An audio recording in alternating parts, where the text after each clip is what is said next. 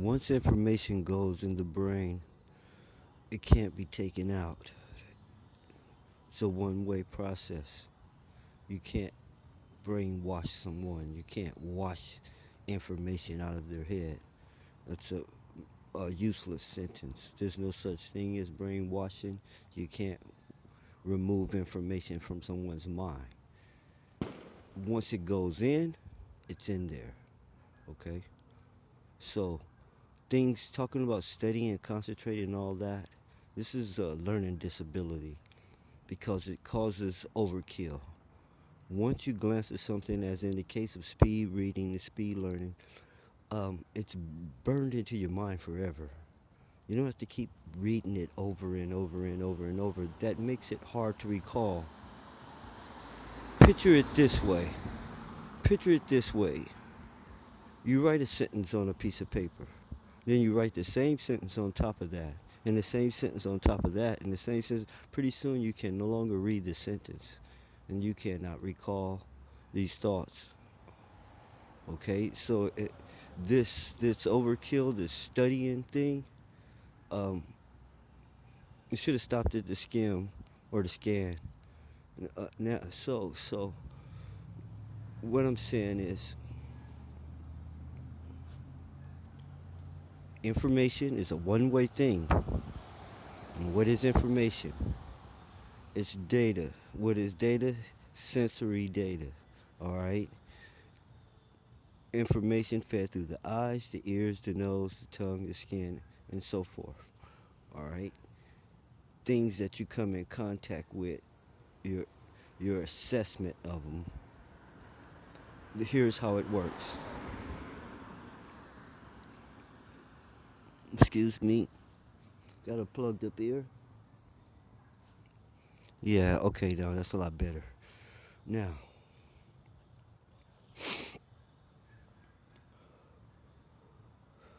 we're out in the cold, and it may sound a little chilly in my voice. Information comes in one way, sensory information, through your senses. It is the way you become a contact. You become in contact with something or aware of it and assess it. You smell it, you taste it, you touch it, you see it, you hear it. And this is how you evaluate your contact with things. Now, when you just let information be put in your head and you don't have an information goal,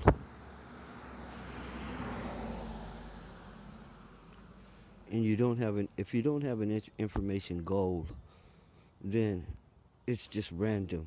You can put all kinds of things in your head that are not good for you. So you can't just sit up there and consume information that's all around you, just looking and hearing everything. Some of that stuff is bad for your mind. You don't just want it in there. Like right now, I'm trying to make this tape.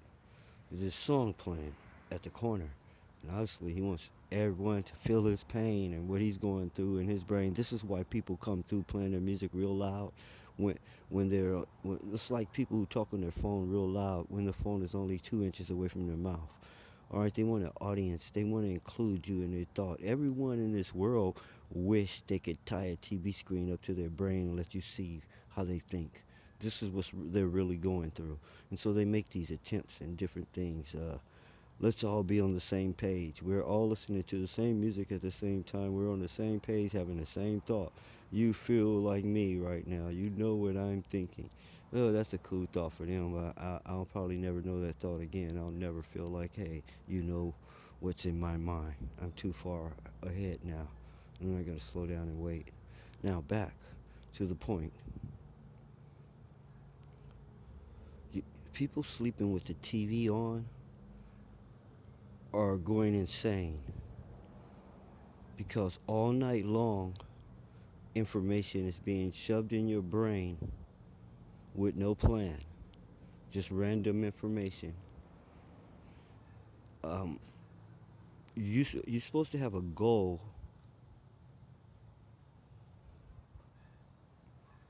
First goal is to assess it. What is it? How does it work? What can I use it for? What good is it to me? This is what you're supposed to do with these five senses. Now, this playing and all these other things they've came up with, um, let me just go to the heart and cut because I got noise in the background. There's a difference. Okay, now let's take music. All music is not good and healthy for you, as in the case of the blues. You cannot feed your brain the blues and expect to be happy. The two don't go together. The blues is depressing. It's depressing. Everything is you're cheating on me. I'm sorry you lied. It's bad. Let's sneak around. And it's the whole theme of the thing is for people to cry in their beer. It's sad that a lot of country follows that. It's like want to be the other version of the blues. They want to tell these sad tales. All right. In the same way with old school ballads, which kind of became extinct over on one side of the tracks. Now, when they sing these songs, you actually can dance to them. You actually can dance to the romantic songs they have. There's no more slow dancing. They've eradicated slow dancing. Now they still sing these songs about I love you, but I remember people used to hug and dance slow. Now they're sitting there, hey, I love you. Well, let me slap you on your butt and twerk. And so it's become noisy and no one's noticed. It's not. It's going from music to noise. And so what I'm saying is this: rap music. You feed yourself information. That information is going to have an effect on you.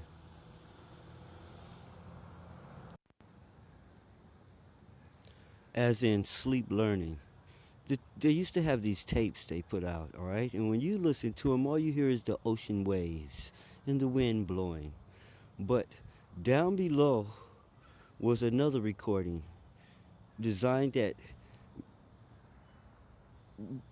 programming you to do something different or to stop doing something. And it does like this sort of a chant on top of a chant, on top of a chant, on top of a chant, on top of a chant. Now, it's funny with audio, it's different than video because you can layer a sound on top of a sound on top of a sound, and your brain can still separate those sounds. It hears them and all different categories and lane. They don't get become all gerbled in your brain where you no longer can remember what you heard.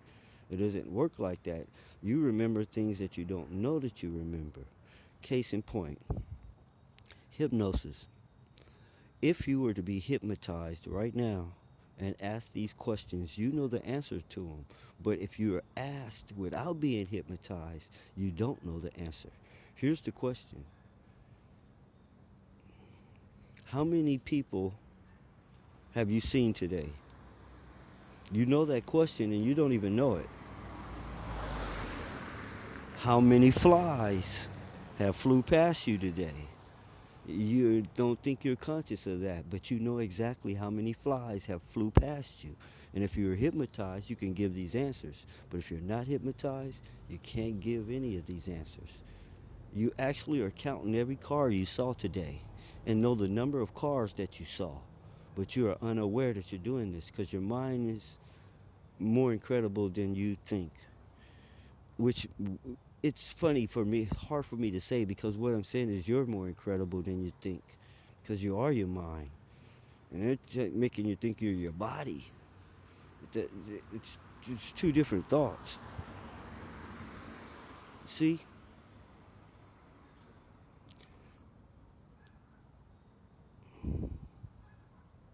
without a body, the mind still feels alive.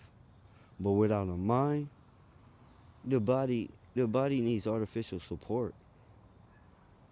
It doesn't feel alive anymore. Without a mind, there's no life. There's no you. There's no nothing.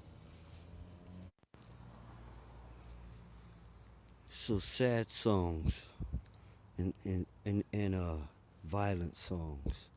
Let me explain to you the nature of the world that you're in. Imagine being in a giant machine that was alive and it didn't speak English. It only read pictures, the universal language. So when you picture something in your mind, it thinks you're putting in an order. And whatever you picture, it gives you. Now, if you're thinking depressing things, it's going to give you that. If you're thinking, oh, my life sucks, yeah, guess what? Your life's going to suck. It's going to give you more of whatever you're picturing. So when something bad happens to you, you can't dwell on it because it'll reoccur or it'll linger. And that's why all these positive thinking books work. It's not the think book that works, it's the action that works. It's the thinking positive that works, not the author's advice. Um, if you picture yourself in new clothes, you will be in new clothes. If you picture yourself in rags, you will be in rags. If you picture yourself healthy, you will be healthy. If you've got pictures of you being sick in your head, guess what? You're going to be sick. It works that easy, that simple. So simple, everyone's overlooking it. They're putting all this effort into their life and straining and really climbing mountains and tote that barge and lift that bell when all they had to do was focus and concentrate. It's a machine, a giant machine. And when you put in an order, elements from all parts start coming together to make that happen wherever you pictured it happening. If you're thinking, I need money, that's wrong. Because guess what'll happen? You're gonna need money forever. As long as you're picturing, I need money, you're gonna need money. You have to picture, I have more money than I know what to do with. And then you'll have more money than you know what to do with, which will cause you more problems. So you have to be exact in your thinking, which is a long way from where they have you at now. I know that that puzzle is coming together with each and every one of these notes. Like, oh man, we're lost. He seems like the only one that knows what's really going on. We don't even have time to question why and how because it's so bewildering. It's so mind-boggling. This theme of we're all crazy is unheard of. But many people, see, there's a lot of great minds on this planet, and they be it heard by small groups, and no one knows how smart they were. But their scopes are narrow. They speak in categories about this subject and that subject. In the same way with their religions and organization, there is not one that supplies you with every answer that you need about everything that is, how it became so, who you are, and everything. Tells you how many drops of water are in you, and takes care of everything. There's no only God know that, or no one knows. That is not what you want to be your source. Now, here's your real dilemma. No answers. A lot of questions. What are you going to ask questions with? Your mind. Now, here's basic square one. What is a mind? Where is your mind at? When I say mind, do I mean brain? No, I don't. This is the impression you be given that the mind and the brain are the same thing, or that the mind is in the brain.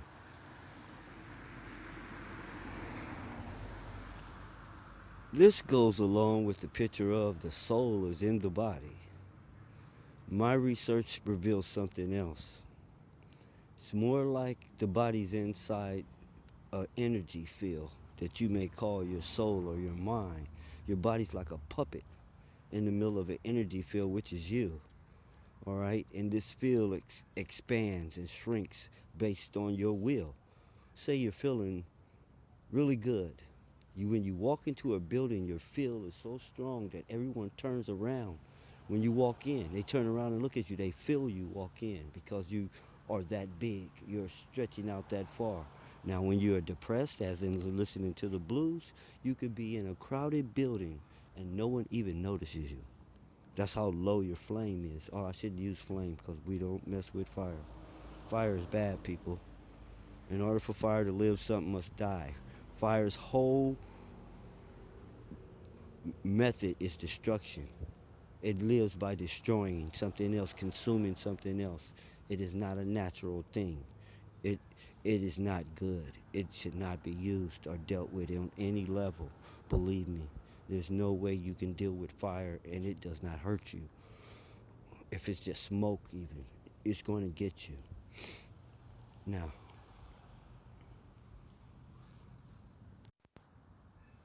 so you have no defenses. You don't even know where your mind is. How can you defend your mind? How can you protect your mind? How can you feed your mind when you know nothing about your mind, how it works, how it comes to be, how it you know nothing about it at all. So when someone comes to you and say you're crazy, you can't even defend yourself because you don't know what crazy is. In order to know what crazy is, in order to be out of your mind, you had to be know what it's like to be in your mind or what that is. Wow, and that's a trip. Those statements they make like out of your mind. Uh, that's death. You know, like when the spirit leaves the body. So your mind and your brain are not the same thing. So it's like this. People are always talking. They have no idea what they're talking about, what the words that they're talking about mean, or where those words came from, or nothing. It's all they know is what they were told. And then my most favorite sentence is, "I thought." Who told them what they were doing is thinking? What is the definition of thinking? I know, and I've proven that I've known, and that you all are getting it from me, because I named my children based on my research, and their birth shows how long I've been doing this.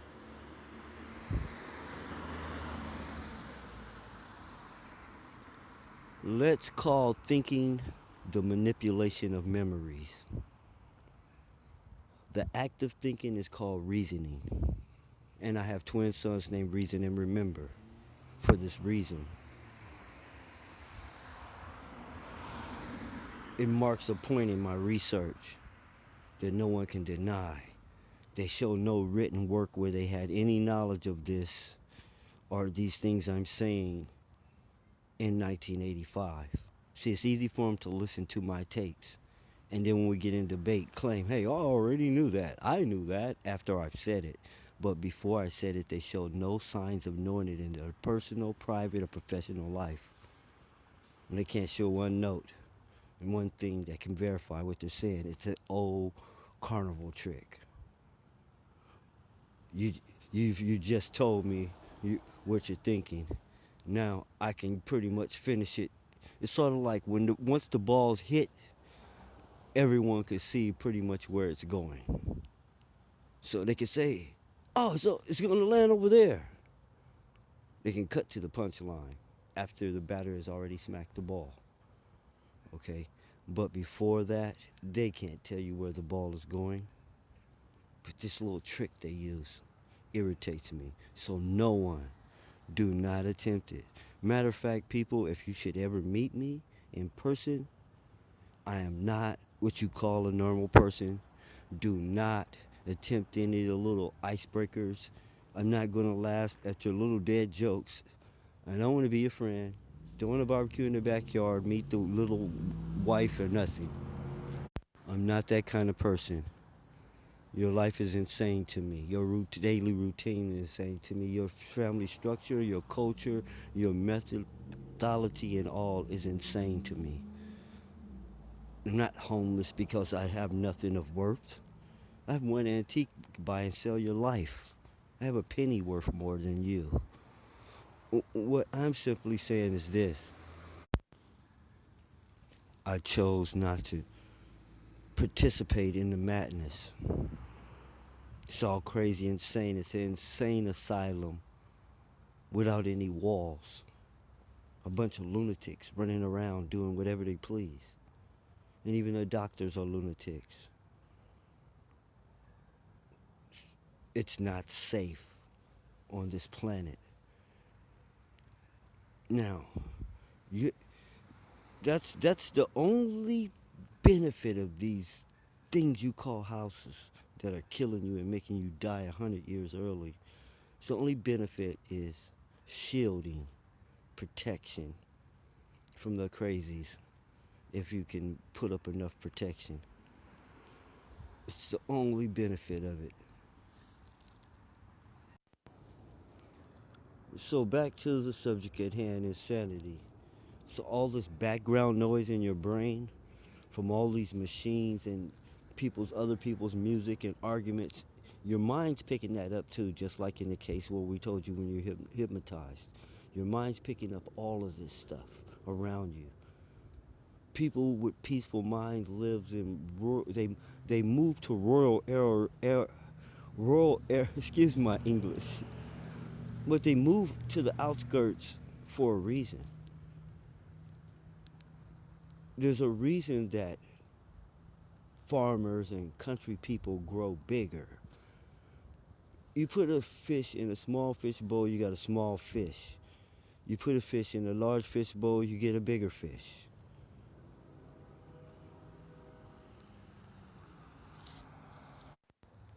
So if you live somewhere in the wide open spaces, you're gonna grow larger. You're gonna have more healthier lungs, and you're gonna have less background noise in your brain. This has a definite effect on people's characters. Why city people are extremely different than country people. So let's elaborate a little bit on this. The brain and the mind are not the same thing. The brain is an electric chemical switchboard. You know, nerves being wires like telephone lines. The brain would be the switchboard. It would be the server. Okay, it is not the computer like everyone thinks. It is not your mind. It's not where your consciousness is.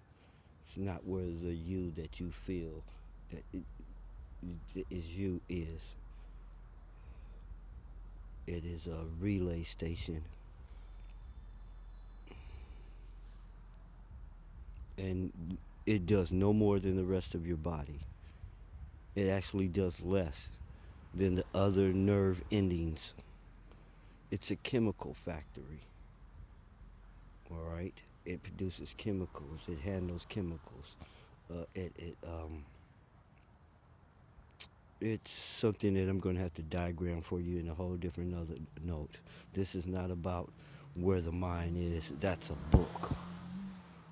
This is about you're insane, where you can come to grips with it, like being a drug addict, and get on a program to fix it. And you can tell pretty much where you have to start. You're going to need answers. Like, hold up. How can I fix my brain when I don't even, how can I fix my mind when I don't know what it is and how it works? How can I fix my body when I don't know how it is and how it works? And the doctors don't even know. They're just giving me this spiel. So you're going to have to find true resources. This is why I'm earning the reputation that I'm earning. It's like my teacher taught me, Dr. York. Give them what they want so they can learn to want what you have to give. A lot of things that I say come from York. And a lot of times I will mentioning unless when it's too often, okay? But most of the time these are my evaluations. This means that my teacher taught me to not believe him, not to believe anything, to always go check it out.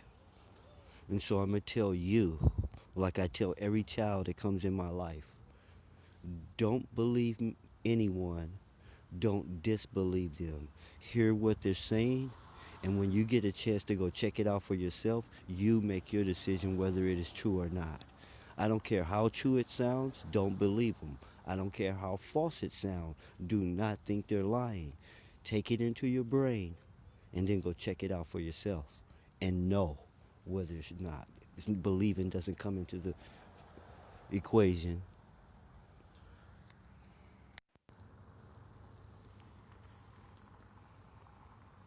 So, as we go, the goal, regain your consciousness and awareness.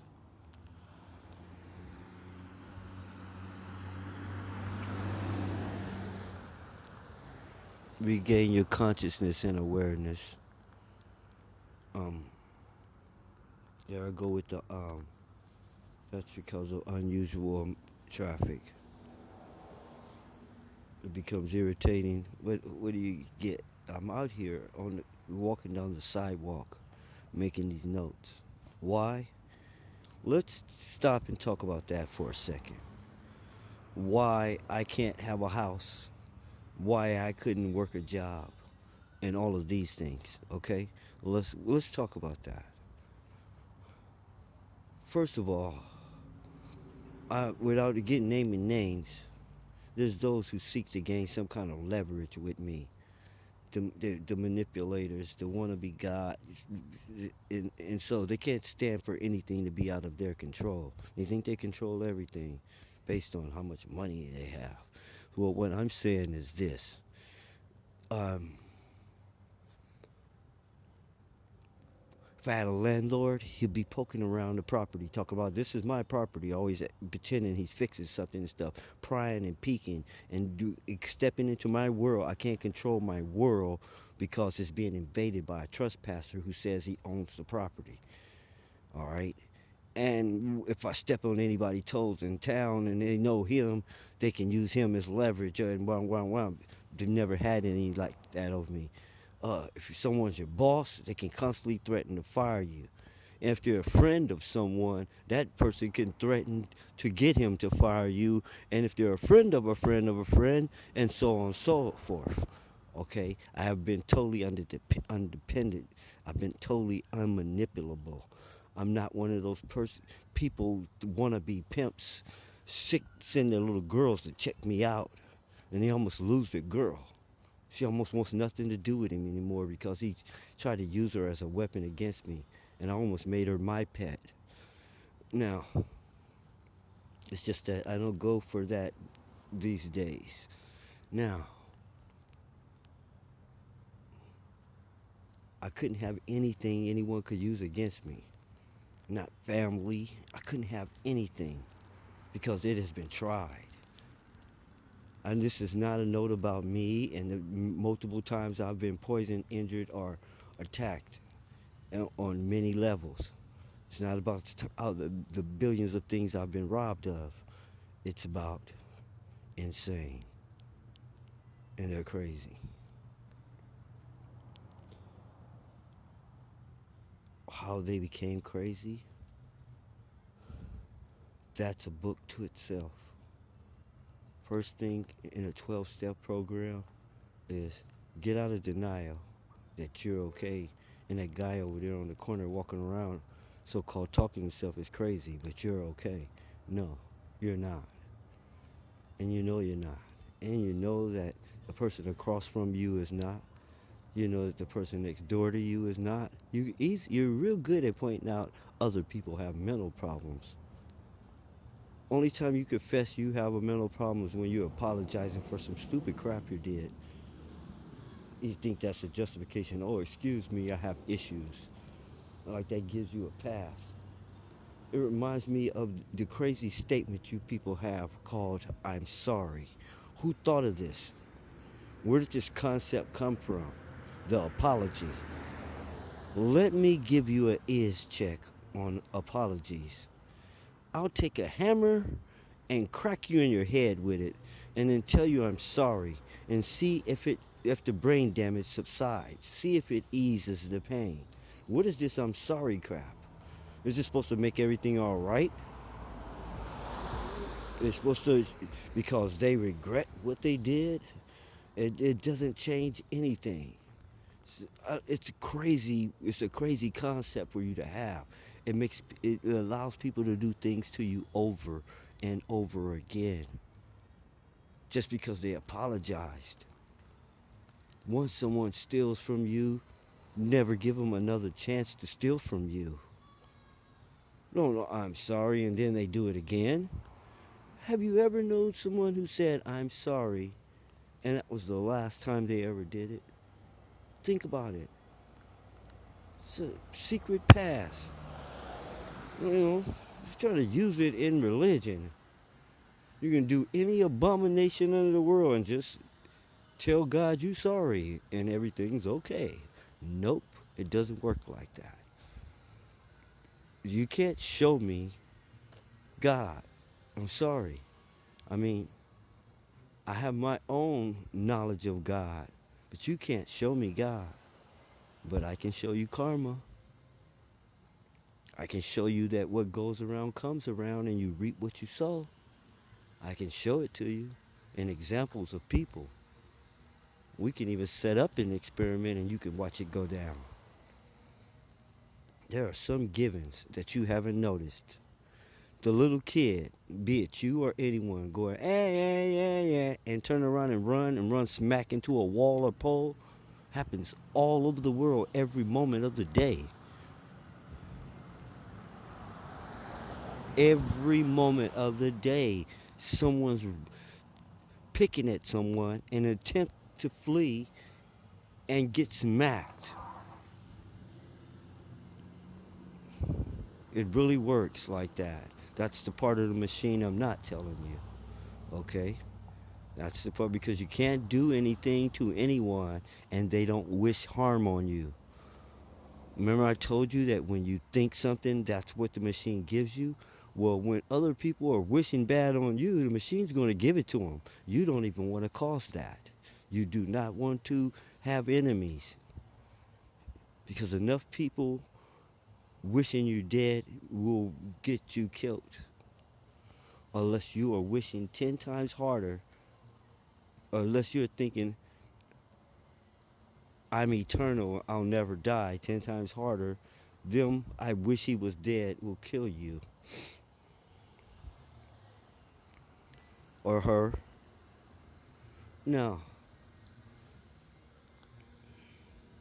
See, I got music playing in the background because idiots don't know that if they put some copyrighted music in the background of my important note, I can't copyright it or use it because they're really like dumb like that. So I'm going to have to come up with a remedy.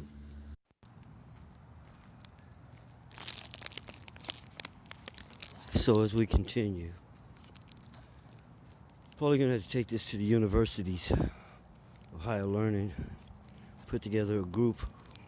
We're going to have to put out a psychological alert and a social alarm. You know, environmental issues are cool. I mean, and other social issues are cool, but this matter is a matter of life and death. It's because it's a chain reaction. It starts with people's mind not being right, and every one of their creations proceeding along those lines.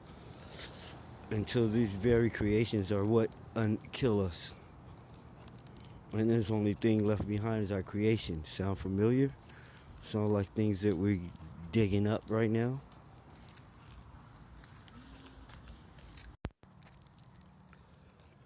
A few last notes on the subject. Quote from the movie Fantastic Planet, Forbidden Planet. Beware of the monsters of the id. What does this mean? Here's the problem with having these crazy things in our mind and subconscious. We can't control our dreams. And if this thing gives us whatever we think, or whatever we think happens, what happens when we're dreaming? Is that how all this stuff is going? People's nightmares? Is that what's happening to us? People wishing for things in their sleep? That's because their heads feel crazy things. So what do? We can't get this stuff out of their head. What is the solution?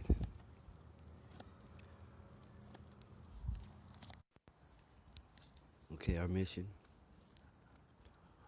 stop the insane brains and insane geniuses before they make the insane machines, which will be the end of us all. Insane programs are running as we speak. They have to be caught and corrected. So that means that programming minds have to be retrained. Am I qualified to put together a team? You judge for yourself. Who else are you going to call? No one else is even working on this. So I'm going to check Harvard. I'm going to check all the universities and also outside the country, and I'm going to check the scientific community. And like I said, but it's going to boil down to me and the tech giants coming up with four different actual concepts of four different ways of dealing with this thing. Um, that's going to have to be it for now. Battery's dying. And as always, don't forget to hit that like button and subscribe. No, I always tell that joke, man. It's really, oh my God. You wouldn't believe what kind of epidemic it is. We'll get to the internet next time. And what is it doing to your mind? You know, from spell check on up, the consequences of having information right at your fingertips.